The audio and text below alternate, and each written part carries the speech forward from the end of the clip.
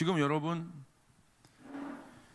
미국에 조지 플로이드라는 흑인이 죽었죠. 그래서 항의 시위가 일어나고 있고 2022년 5월 25일 날 미국 미네소타주 미네폴리스에서 $20 위조 지폐 사용 신고를 받고 출동한 백인 경찰 데렉 쇼빈이 이 비정황 가운데 있었던 흑인 조지 플로이드를 체포하는 중 8분 46초 동안 무릎으로 목을 눌러 질식사시킨 이 사건이 지금 미국 전역으로 퍼지고 있습니다. 그리고 미국뿐만 아니라 전 세계로 지금 확산되고 있죠. 왜 이 시위가 점점 전역으로 이 코로나 사태와 맞물려 확산되고 있겠습니까? 그 이유는 분명합니다. 뭐냐면요, 힘없는 한 사람이 막강한 공권력 앞에 처참히 무너졌기 때문에 그래요. 이 일들을 통해서 지금 드러나고 있는 일이 무엇입니까? 레이시즘이죠. 인종차별주의. 이 인종차별주의가 뭡니까? 한 사람을 무시하는 거예요. 한 사람을 경시하는 태도입니다. 이게 사단이 만든 구조예요. 여러분, 하나님이 창조하신 사람은 어떤 존재입니까? 성경은 그것으로부터 출발하죠. 하나님이 누구인지를 말씀하세요. 하나님이 창조주시고 그 하나님의 천지를 창조하시고 우리 인간을 지으십니다. 우리 인간을 지으실 때 어떻게 지으십니까? Image of God. 하나님의 형상으로 우리를 지으셨어요. 모든 사람들에게 있어서 가장 근본적인 질문, 우리가 누군가? 근데 성경은 그것을 명확히 해요. 우리는 하나님의 형상이다. 하나님의 형상이란 건 무엇입니까? 우리가 얼마나 가치 있는 존재인가. 그래서 예수님이 오신 거예요. 가치가 있기 때문에. 그 가치는 이렇게 설명할 수가 없죠. 그 가치를 설명할 수 있는 건 사랑밖에 없죠. 사랑. 우리를 보며 하나님을 보는 거예요. 그게 이미지예요. 그러니까 여러분, 진짜 하나님의 사람을 보고 진짜 신앙인을 만나면 사람들이 뭐라고 고백합니까? 야, 너 보니까, 네가 믿는 하나님을 내가 보니까 진짜 하나님 믿는 것 같다. 우리를 보면서 하나님의 존재를 얘기해요. 놀랍지 않아요? 그게 이미지라는 거예요. 이미지 오브 갓. 우리가 하나님 뜻대로 제대로 살면 사람들이 주변에서 뭐라고 얘기해요? 야, 내가 딴 건 모르겠는데 너 보니까 나 하나님 있는 것 같다. 여러분, 하와는 또한 어떻게 만들어졌습니까? 두 번째 사람, 아담의 갈비뼈로 만들어졌다는 건 뭐예요? 소중하다는 거예요. 존귀하다는 거예요. 그러니까 창세기에 나온 사람을 창조하시고 아담을 창조하고 그다음에 하와를 창조하는 이 모습을 통해서 성경은 우리에게 뭘 자꾸 얘기해 줘요? 우리가 얼마나 가치 있는 존재인가. 아담은 하와를 향하여 뭐라고 얘기합니까? 이는 내 뼈 중에 뼈, 살 중에 살이다.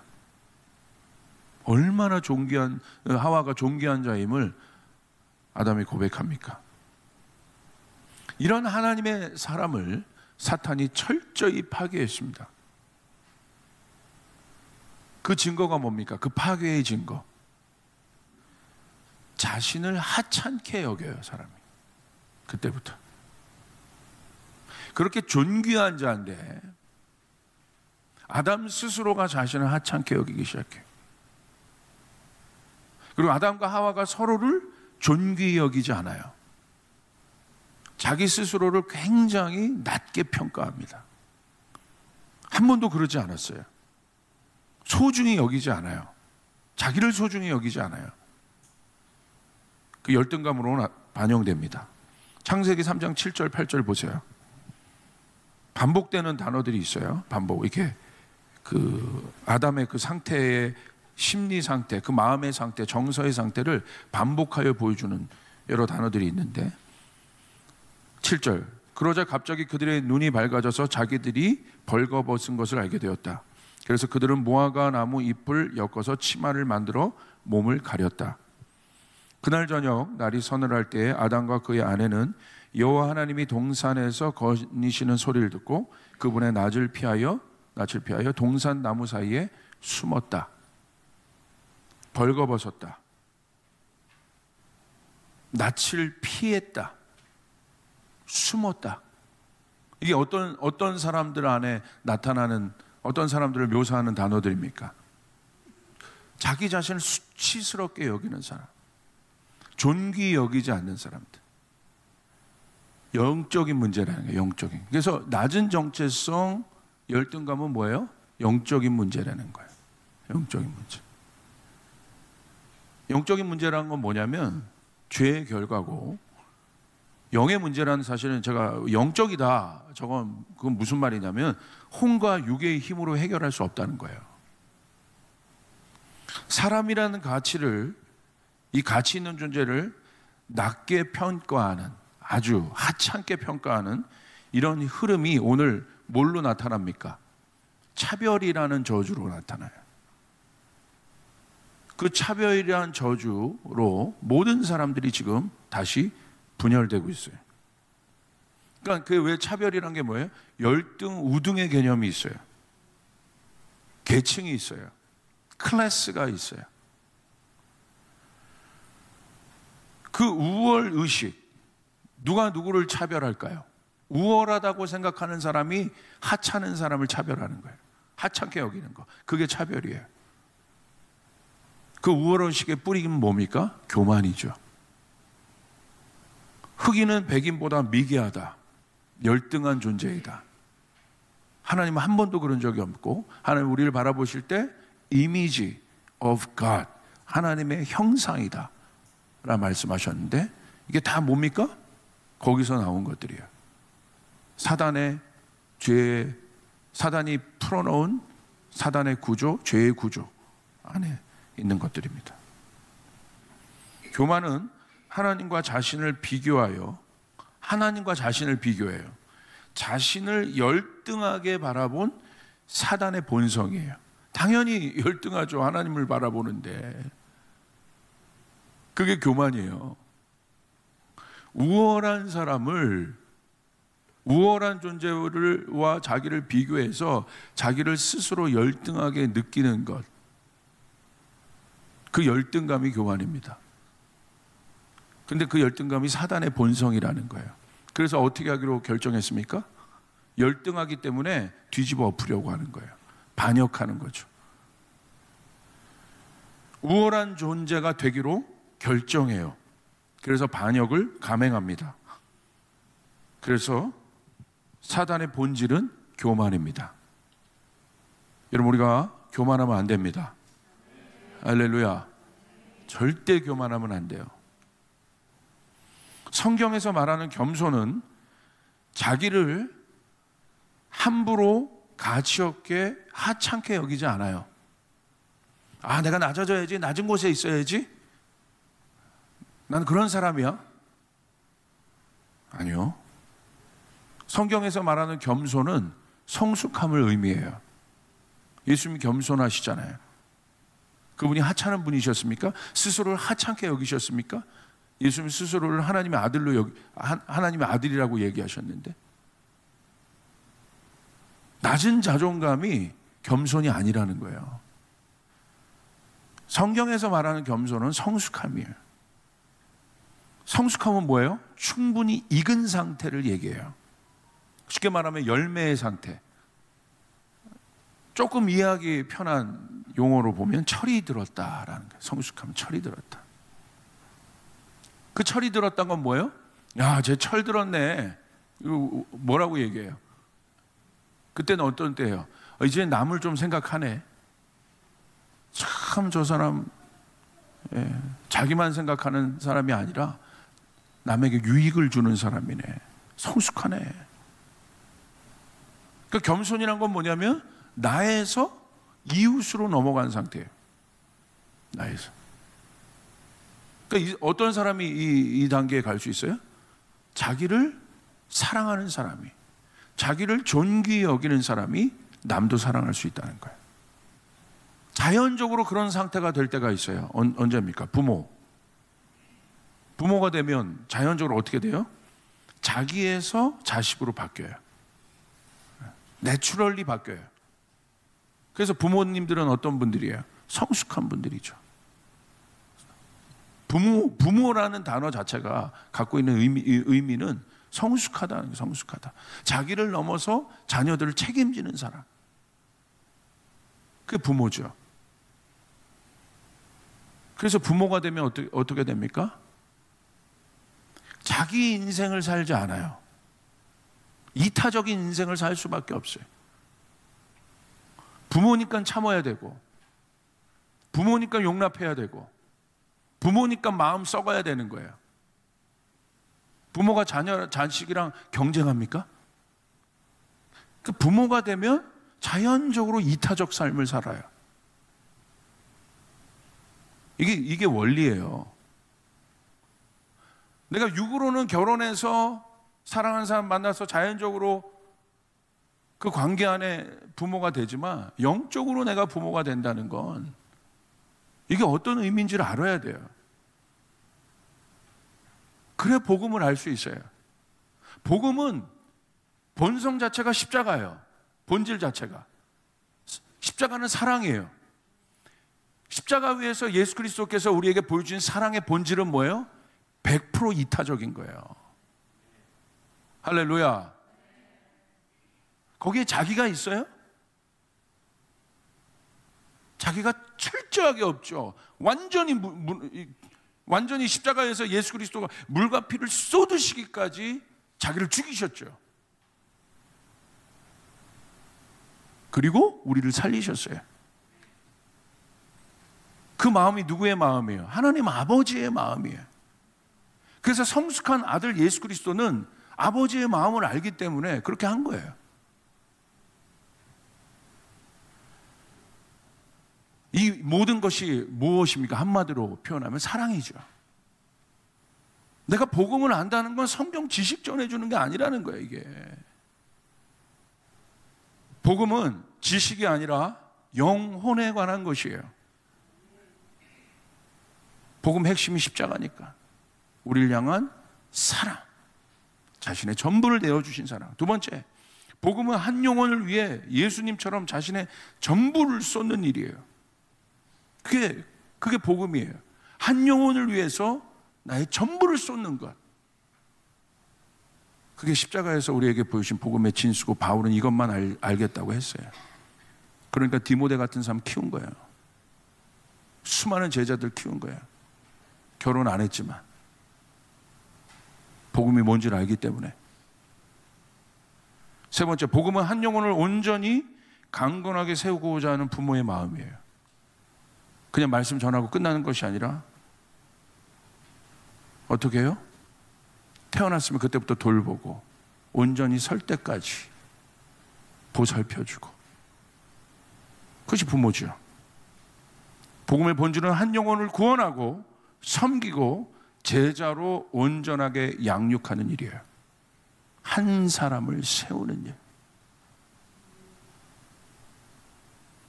한 영혼을 세워보지 않은 사람은 복음의 본질을 절대 알 수 없어요. 알 수 없어요. 다 넣고 얘기해요.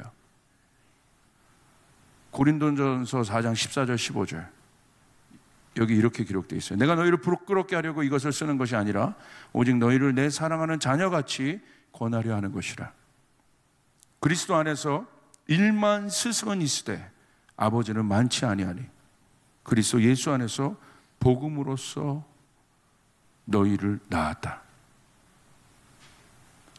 복음은 뭐예요? 바울이 말한 복음은 뭐예요? 지식이 아닌 거예요. 어마무지한 해산의 고통을 감내해요. 바울이 복음을 설명할 때 이렇게 얘기해요. 지금 복음으로 내가 너희를 낳았다. 출산을 향한 산모의 여정을 보십시오. 쉽지 않아요. 산모가요, 임신하는 순간 모든 것이 출산할 아이에게 맞추어져 있어요. 복음에 대한 바울의 이해는 출산이에요. 지식이 아닙니다. 그 태중의 아이가 천하보다 귀하기 때문에. 결국 복음을 안다는 것은 영혼에 대한 사랑과 열정이 있느냐에 대한 질문이에요. 오늘 바울은 복음으로 내가 너희를 출산했다. 복음으로 내가 너희를 낳았다. 여러분 10개월 동안 산모가 그 출산을 위해 어떤 마음들을 갖고 있습니까? 열정입니다. 열정. 자기가 잉태한 영혼을 두고 어떻게 합니까? 열정을 쏟아요. 다 부어내요. 이러한 경험이 없기 때문에 복음을 지식으로 하는 거예요. 그러니까 능력이 없는 겁니다. 영혼에 대한 구령의 열정이 식어지는 이유는 무엇입니까? 복음으로 나아보지 않았기 때문에 그런 거예요. 한 영혼을 세우는 게 얼마나 어려운지를 경험해 보지 못했기 때문에 영혼에 대한 열정이 식어버리는 거예요. 구령의 열정이 그냥 가져지는 게 아니에요. 구령의 열정을 갖는 것은 치열한 거예요. 예수님이 우리를 향해서 열정이 있으셨어요. 우리를 구원하기 위한 열정이 있으셨어요. 우리를 세우기 위한 열정이 있으셨어요. 예수님의 삶이 얼마나 치열했습니까? 목사님, 구령의 열정이 식은 것 같은데요? 왜 식은 줄 아세요? 영혼을 향해서 달려가지 않아봤기 때문에, 영혼을 섬겨본 경험이 없기 때문에, 영혼을 세워본 경험이 없기 때문에 쉽지 않죠. 그런데 하면서 생기는 거예요.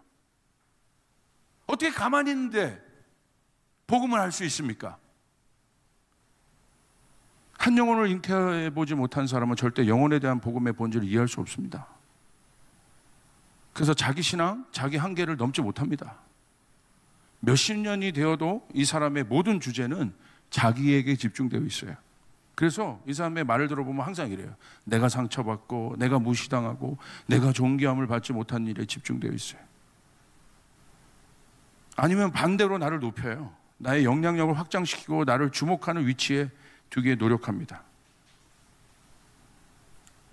영적 원리로 보면요, 왜 그러냐, 이런 현상이. 육이 강해지면 자기를 집중하고요, 영적이면 이웃을 집중해요. 자기를 넘어요. 한 인물을 소개하고 오늘 말씀 마치겠습니다. 한 영혼을 섬기고 세운 사람이 있어요. 바나바입니다. 성경에서 바나바를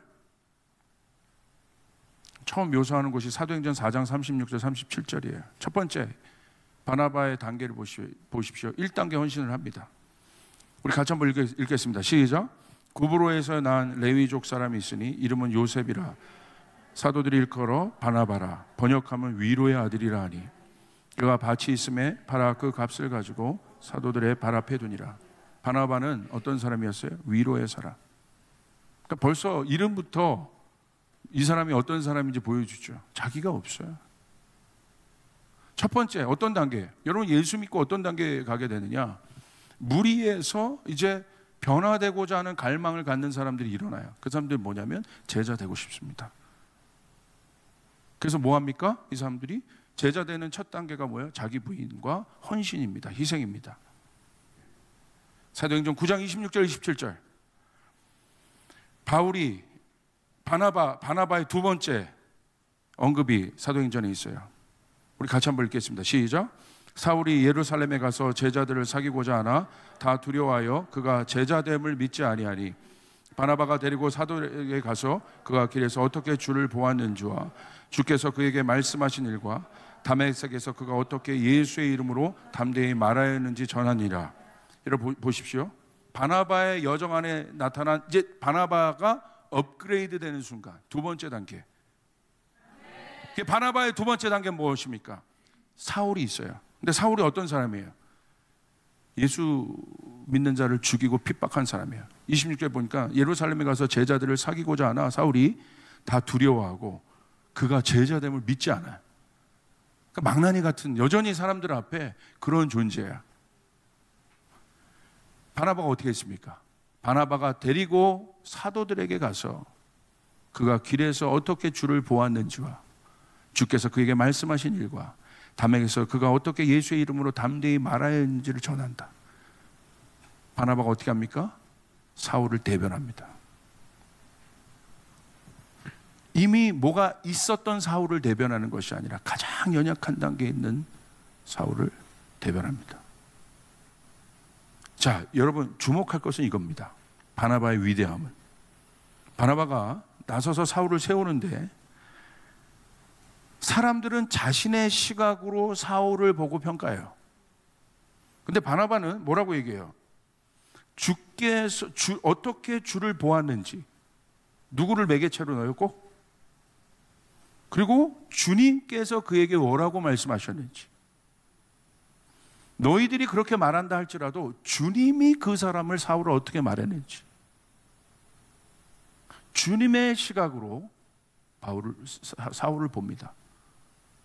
이게 복음이에요. 이게 복음의 눈이에요. 여러분, 우리에게 이 눈이 있어야 돼요. 우리에게 이 눈이 있어야 돼. 근데 이 마음을 우리가 어떻게 이해하겠느냐? 그 사람에게 가야 돼. 이제 그 하는 사람을 세우기 위해. 이제 나에게 좀 집중하지 말고 그 한 사람, 어려움에 처한 그 한 사람, 오늘 내 힘과 물과 정성과 모든 것을 쏟아 부어도 아깝지 않은 그 사람에게 내가 가야 되는 것이에요. 할렐루야. 내 자녀를 세우는 것처럼 그 마음을 가지고 그 한 사람을 위해 중보하고 세우고. 오늘 사도행전에서 바나바를 또 뭐라고 얘기하고 있습니까? 착한 사람이다. 여기서 말하는 착한 사람은요, 한 영혼을 위해서 자기 헌신이 있는 사람이에요. 사울을 찾아 다소로 갑니다. 그리고 공동 목회해요. 안디옥에서. 다소까지 한 130km 걸려요. 그 당시에 130km를 가요. 차가 있었습니까? 사울을 얻으려고, 사울을 세우려고. 여러분, 착하다는 것이 뭐예요? 우리가 보통 저 사람 착하다고 말하는 사람의 특징은 남을 위해 사는 사람이에요. 남을 위해 양보와 희생을 하는 사람이에요. 우리에게도 바나바의 착함이 필요합니다. 남을 세우기 위해 가장 중요한 성품이에요. 착하다. 결국 바나바는 사울을 세웁니다. 근데 어디까지 세워요? 1인자로 세워요. 그리고 누구도 세워요? 마가도 세워요. 그리고 자기는 어디로 어떻게 됩니까? 역사의 뒤안길로 사라집니다. 이게 복음이에요. 왜 오늘 마가가 마가다워질 수 있었을까?